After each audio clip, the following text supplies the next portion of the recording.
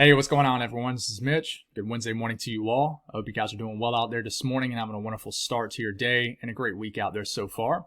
Here to bring you one last update on what is Hurricane Francine. Francine is a 90-mile-per-hour Category 1 hurricane.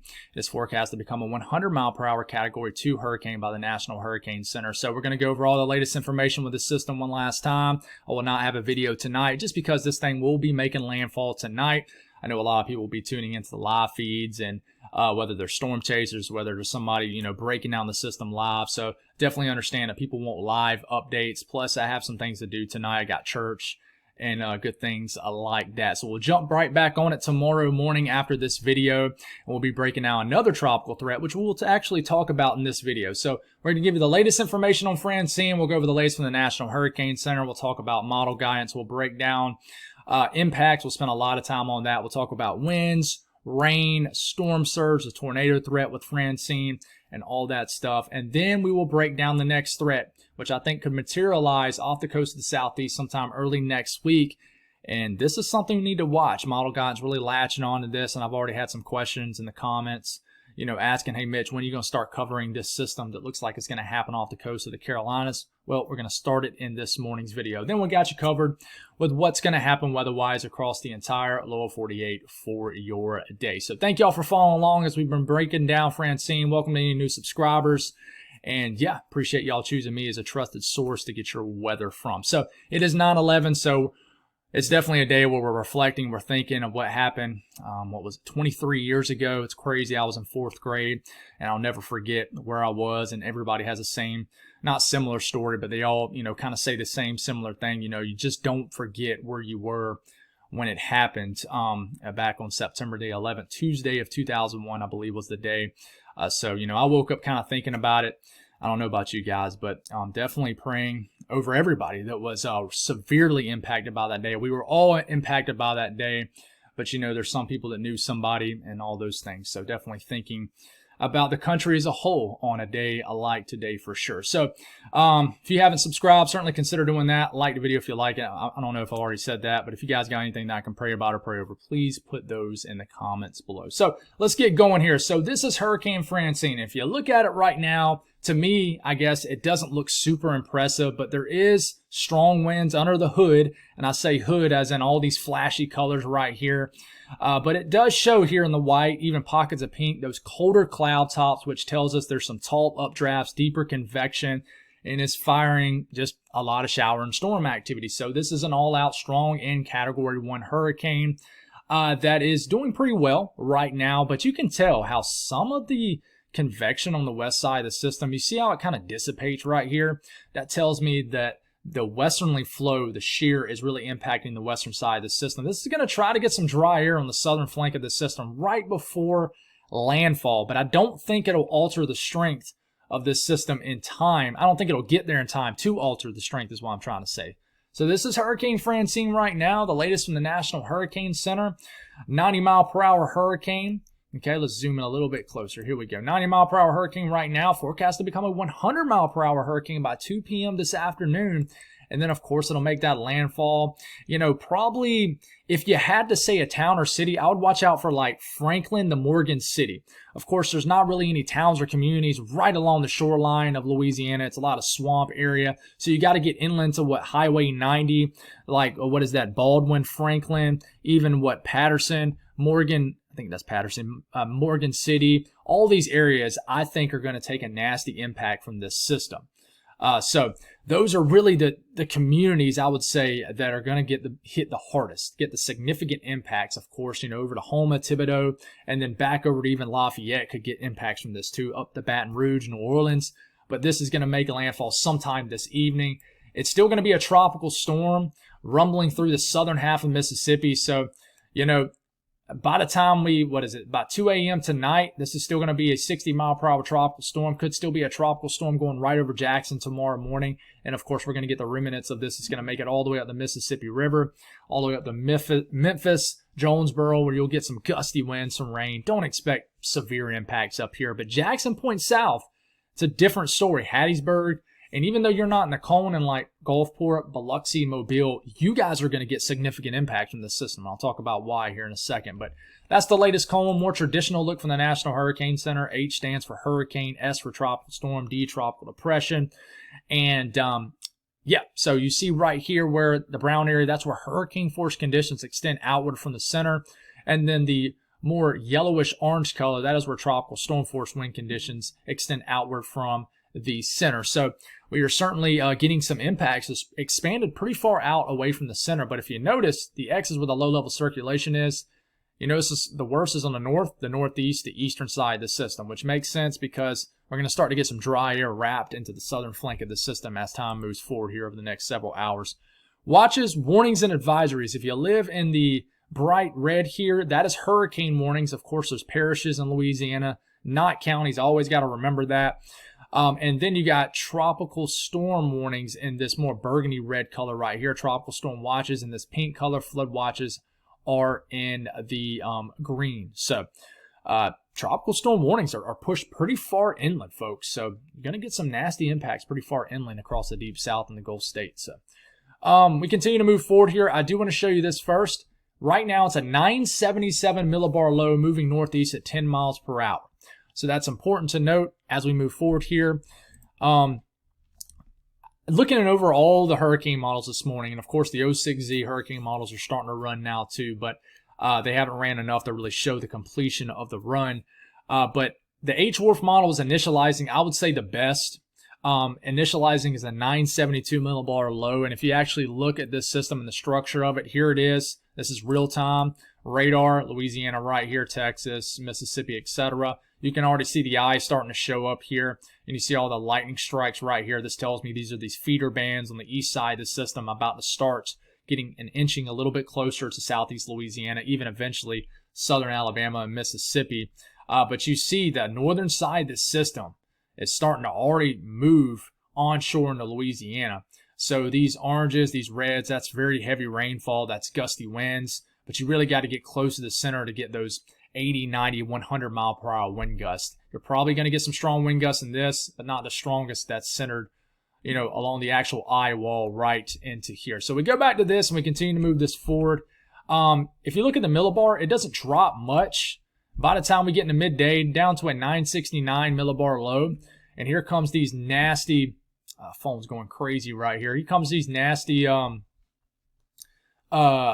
northern eye wall that's making it right into the central coastline of Louisiana. It starts to impact what was that Marsh Island right there really hard. And then we move it forward to about, it's around 4, 5, 6 o'clock. And I'm going to have to look at my phone again, even though I just put it away. And then this is when that northern eye wall starts to hit. Of course, I really think it'll be more so the northwestern eye wall that hits like Marsh Island very hard. But, you know, Franklin, what is that? Jeanerette, I probably said that wrong. Morgan City, Franklin, all the smaller communities along 90, I would say between Lafayette and Houma. Between Lafayette and Houma, along Highway 90, Thibodaux also included, that's where the worst impacts are going to be. I think that's where you'll see the most significant damage. So if you live between Lafayette and Houma, right in the middle of that area, that's where I think the nastiest effects will be. Okay, but you see this feeder band right here? This will make its way right through extreme southeast Louisiana. This will slam New Orleans. A tornado threat will be here, and this will continue. And that eye wall, that northern eye wall, will still be there as it moves inland. So at this point, this is around 7, 8 p.m. That northern eye wall looks to be hitting Baton Rouge. What is that? Gonzales. You guys get hit hard by this evening.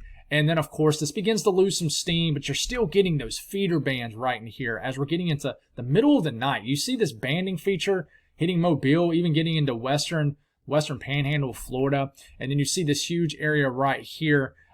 This is the entire northern side of the system. But if you look right here, the southern side of the system, of course, with land interaction, it's weakening, obviously. But the southern side of the system is pretty void of convection. That's because a lot of dry air is undercutting the center of circulation here. Moist air all shunted off to the north, and then you got the feeder bands over here that's posing that tornado threat. Heavy rain, strong winds, but you're going to be getting gusty winds Some 40, 50 mile per hour wind gusts are possible in here as this moves up into Jackson, Mississippi, and even Meridian, Hattiesburg will get some nasty impacts from this.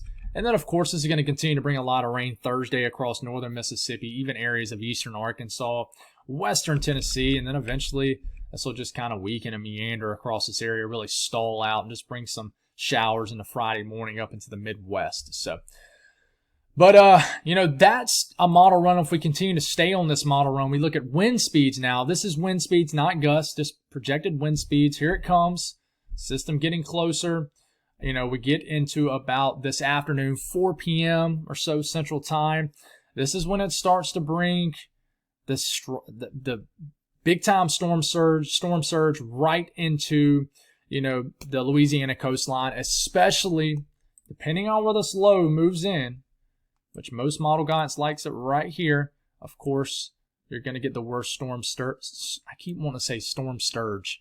Storm surge right into this area. So that would bring a ton of surge right into all these swamp areas right into here.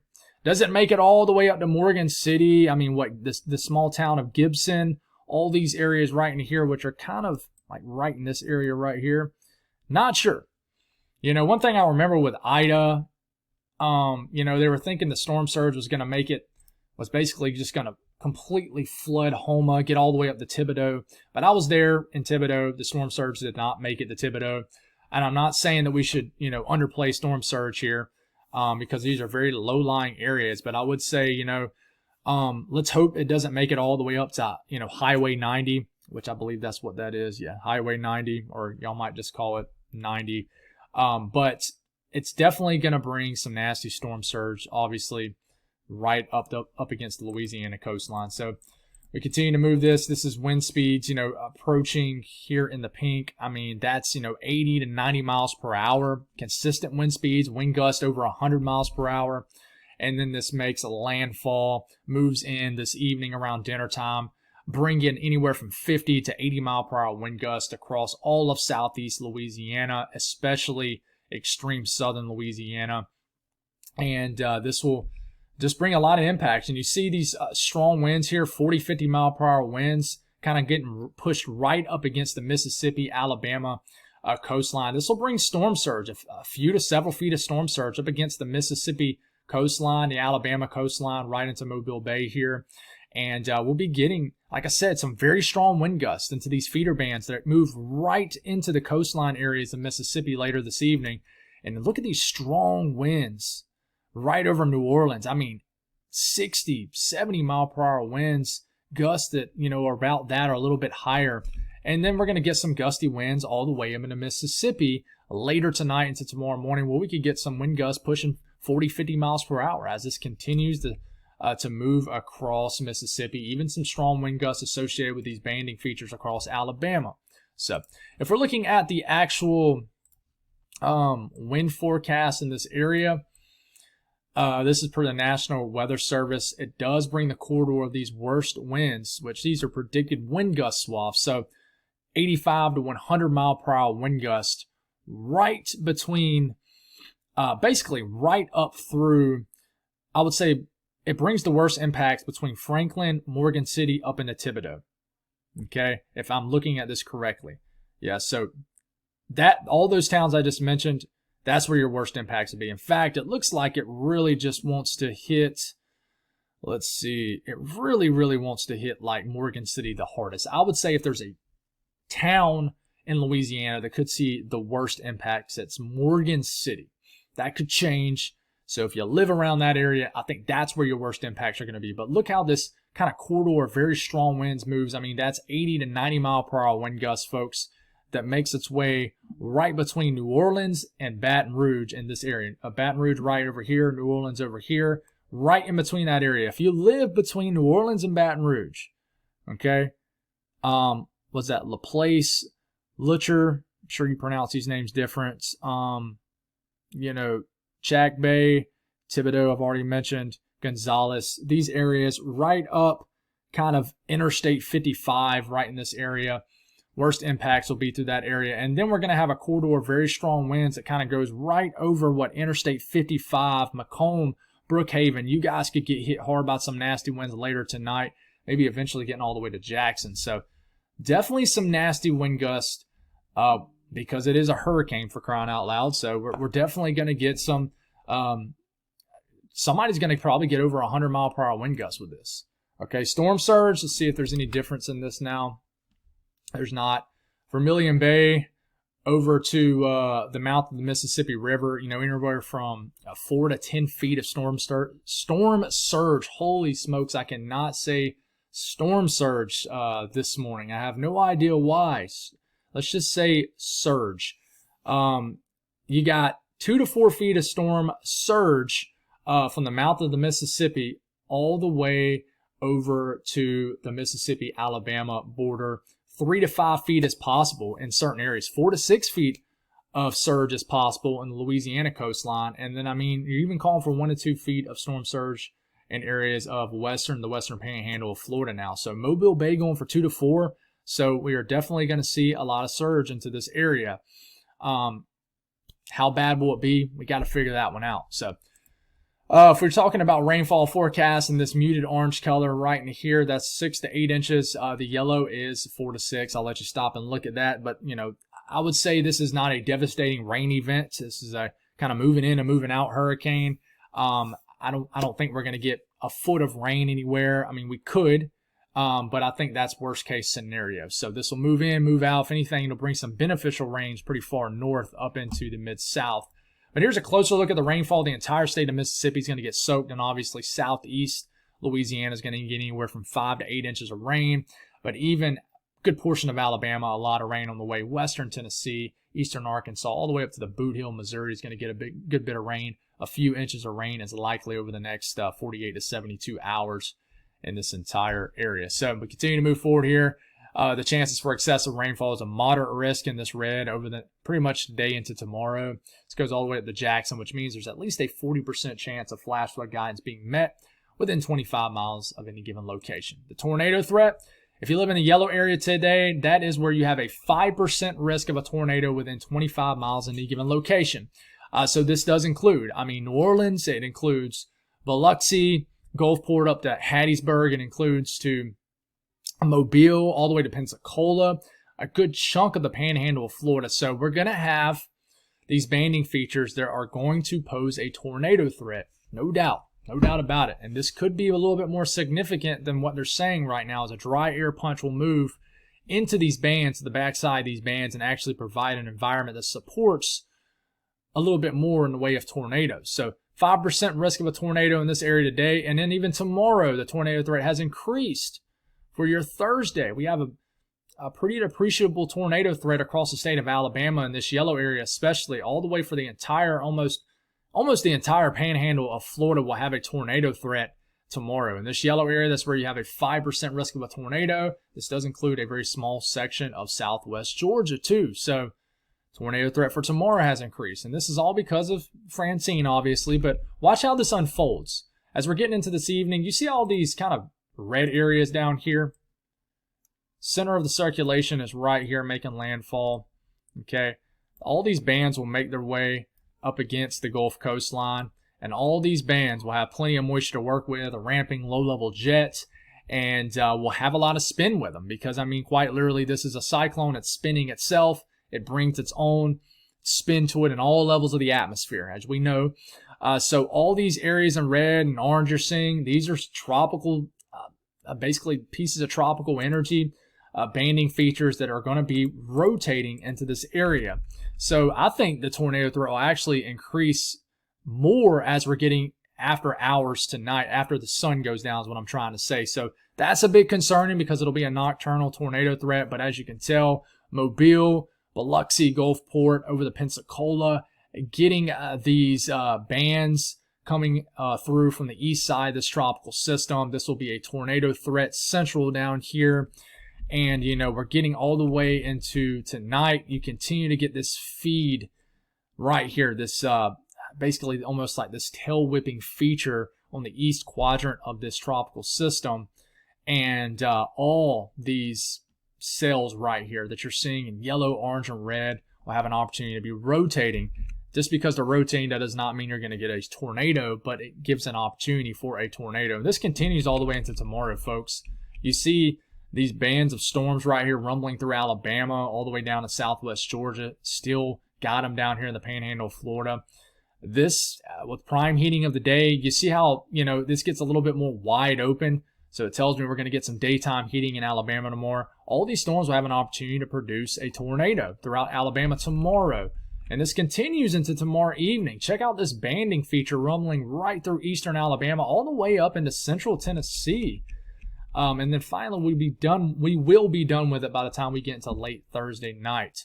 But certainly, you can see what happens here. I mean, with any tropical threat, we're getting into tonight. Low-level jet really ramps up. You got a 60 to 80 knot low-level jet rumbling through the deep south. A lot of winds aloft, winds at the surface also. And then tomorrow, we'll have that tornado threat again because of this low-level jet associated with the center of Francine right here. The low-level jet will be ramping over northern Alabama. All of Alabama most likely with this anywhere from 40 to as much as 70 knot low-level jet winds, and about a mile above our heads in these areas will be going at almost interstate speed in some areas. This is providing a lot of wind energy for this tornado threat in this area. If we do look at the updraft velocity swath in this area over the next 48 hours, it does light the tornado threat along the Gulf Coast the most, where you see these kind of splotches of color here. This tells us where these updrafts are rotating, where we can have the potential for a spin up or two, a tornado. So we'll continue to watch that. Got to watch time because I do not want to get my kids late for school. I'm a little bit behind today, but I think we're good. So that's the last update on Francine. Now, there's a couple areas to watch out here in the Atlantic, folks, but I'm not going to speak on these, but they're still out here. Most model guidance either keeps flipping back and forth with this, or they'll develop something with it and it turns into a powerful hurricane and then it'll turn right back out to sea. So I'm not concerned about this stuff out here. What I am watching, not really concerned about, is back home, closer to off the coast of the southeast. I'm going to start this off for Saturday morning. We're done with Francine at this point. This is September the 14th. You see this blob of green and yellow and pockets of orange and red off the coast of the southeast. Watch what happens. It's going to pop a low pressure right here. It's late Saturday night. By the time we're into Sunday morning, this is 1,001 millibar low off the GFS. Takes this, strengthens this to a 996 millibar low by midday Monday, and then it plows a strong tropical storm right into the North Carolina coastline sometime Monday night into Tuesday morning. And most model guidance shows something like this, especially the GFS and the Euro. And of course, this will bring impacts across the Carolinas, Georgia, and across the upper southeast and the mid-Atlantic. Okay, so that's one run, tropical storm. What about the Euro? Euro, same thing, big blob of green off the coast of the southeast. We get to Monday. There's that low popping off. That low that number begins to drop. So we're getting into Monday morning, we have 1,002 millibar low. This could be a weak tropical storm. And this makes landfall a little bit further south into the South Carolina coastline. It's about 1,000 millibar low. That would make it a weak tropical storm going right into the South Carolina coastline, bringing a lot of moisture right into the Carolinas. And this definitely looks tropical in origin. So this would be some sort of tropical system.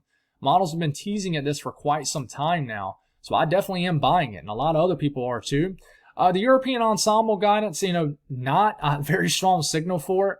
You got about, it looks like about 20 to 25% of the members showing something. But I think it's important just to kind of watch the short-term models here and not neglecting the ensemble guidance. But I think this is going to increase. So I'm pretty confident we're going to get something out of this. We just got to watch it. Is it going to get tricky and kind of develop into something higher end? You can't rule anything out, right? But we're going to continue to watch that and feed you guys information. But as far as the rest of the country, we got, of course, the tropical moisture to the deep south. We got this area of energy you're seeing across the Midwest area, the Great Lakes area. We got moisture funneling across the Pacific Northwest. Much needed rain, I might add. This system will bring widespread moisture across the northern Rockies, will continue across the Pacific Northwest. But that is what's happening right now. You can see Francine down here at the bottom of your screen that's moving north, about to make landfall today. There's all those tropical warnings and tropical alerts down here across the deep south.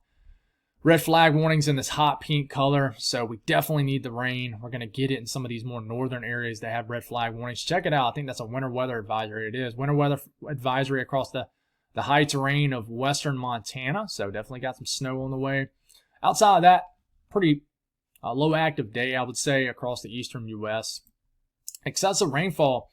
We've already talked about this down here, so not going to mention it again, but I will mention there's a slight risk across western Montana and then areas of Idaho. That means we have a 15% chance of rainfall exceeding flash flood guidance. There's a marginal risk of severe weather across the northern Rockies too, areas of the high plains. We've already talked about the slight risk down here. This is just driven off some small hill, maybe some gusty winds. Southeast today, once again, we've already broke down the hurricane, but moisture will spread across, the southern half of Alabama, even into southern Georgia this afternoon. We're going to get very stormy conditions across Florida, the panhandle of Florida. Anybody could get storms in Florida today. As we get into the overnight hours, the rain will overspread the deep south from Francine after making landfall tonight. And then by the time we're waking up tomorrow morning, we'll be dealing with a tornado threat across southern Alabama, the panhandle of Florida most likely, and then some heavy rain is possible in southern Georgia and northern Florida. If we move into the northeast, folks, there ain't a whole lot to speak on.